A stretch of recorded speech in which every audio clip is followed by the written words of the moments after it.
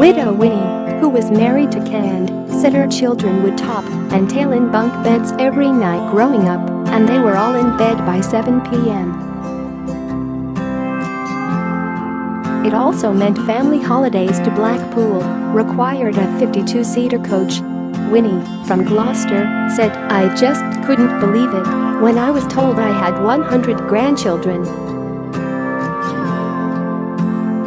I had 14 children altogether.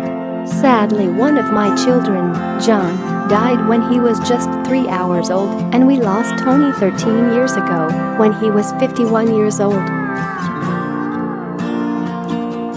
I married my husband Canned when I was about 20 years old, and we lived with my mother and father, but we had to move as there were 5 of us living in that house.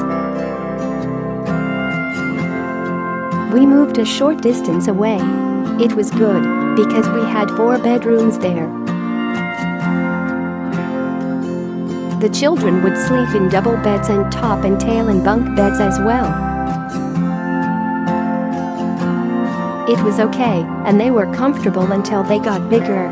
Ken was ever so good, getting the washing up together, and I would be downstairs in the kitchen with the children peeling the potatoes for the dinner."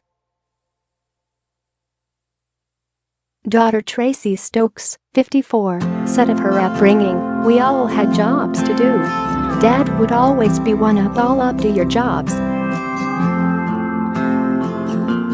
Dad would get the children up on Sunday and they would get in the washroom.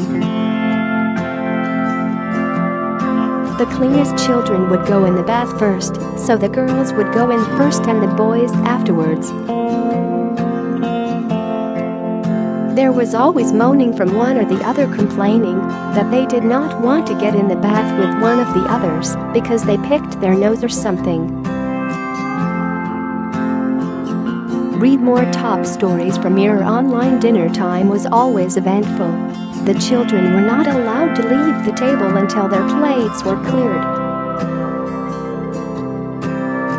They were guaranteed to have 3 hot meals cooked a week, and Winnie would knit for all the children with plenty of hand-me-downs passed through the generations.